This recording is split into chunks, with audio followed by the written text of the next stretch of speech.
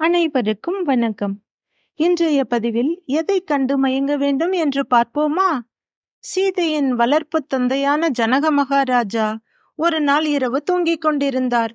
அவருக்கு அப்போது ஒரு கனவு வந்தது.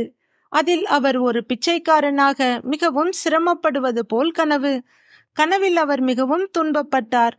அப்போது அது கனவு போலவே அவருக்கு தெரியவில்லை, நிஜம் போலவே இருந்தது. திடுக்கிட்டு கண் விழித்தார். கண் விழித்து பார்த்தால் எல்லாம் மாறியிருந்தது.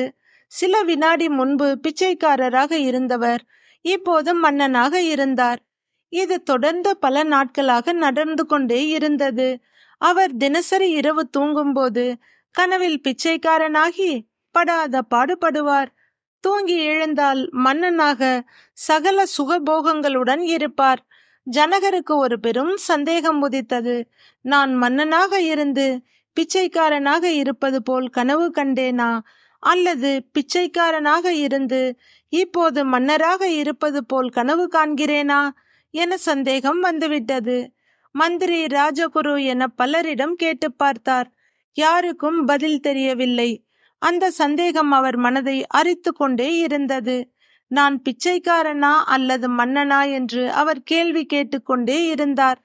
பிறகு ஒரு அறிவிப்பை வெளியிட்டார். தமது சந்தேகத்தை தீர்த்து வைப்பவர்களுக்கு பெரும் பரிசை அளிப்பதாக சொன்னார். நாட்டில் இருந்த வித்வான்கள் எல்லோரும் வந்தனர். தூர தேசத்திலிருந்து பண்டிதர்கள், முனிவர்கள், வேத விற்பன்னர்கள் எல்லோரும் வந்தனர்.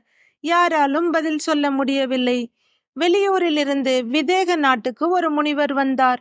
அவர் பெயர் அஷ்டவக்ர மகரிஷி. அவர் உடல் 8 கோணலாக வளைந்திருக்கும். அது ஏனென்றால் அவர் தம் அன்னையின் வயிற்றில் இருந்த போது கத்துக்குட்டியான அவர் தகப்பனார் வேதத்தை தப்பு தப்பாக படிப்பாராம். அப்போது வயிற்றில் இருந்த மகா ஞானியான குழந்தை அதை கேட்க சகிக்காமல் உடம்பை திருப்புமாம். அப்படி 8 முறை திருப்பி உடல் அஷ்ட கோணலாக வளைந்து அஷ்டவக்ரன் என்ற பெயரும் ஏற்பட்டது.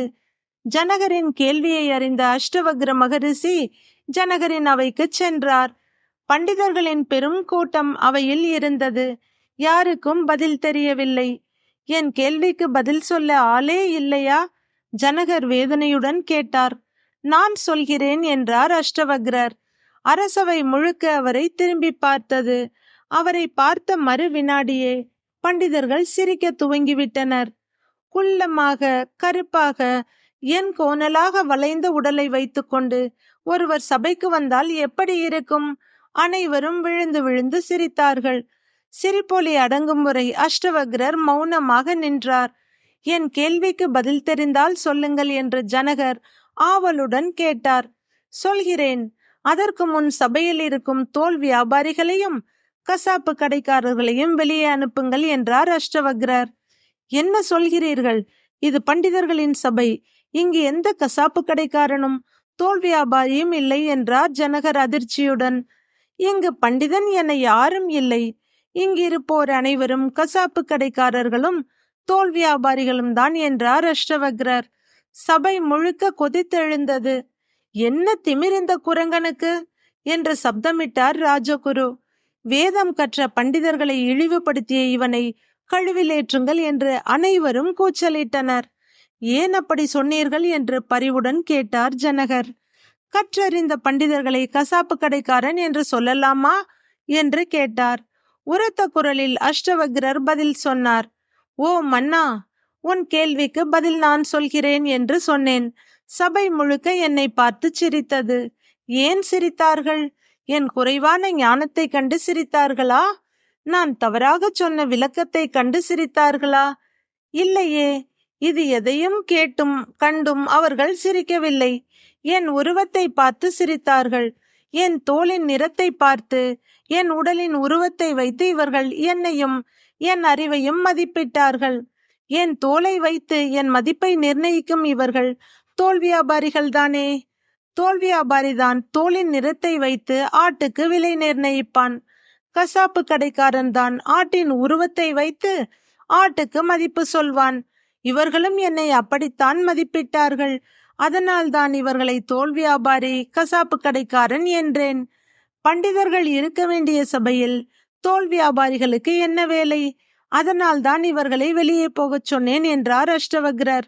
அவமானம் அடைந்த பண்டிதர்கள் தலை குனிந்து சபையை விட்டு வெளியேறினார்கள். வந்தவர் மகா ஞானி என ஜனகரும் அறிந்தார். மிகவும் பணிவுடன் அவர் காலடியில் அமர்ந்து தன் சந்தேகத்துக்கு விடை கேட்டு தெரிந்து கொண்டார்.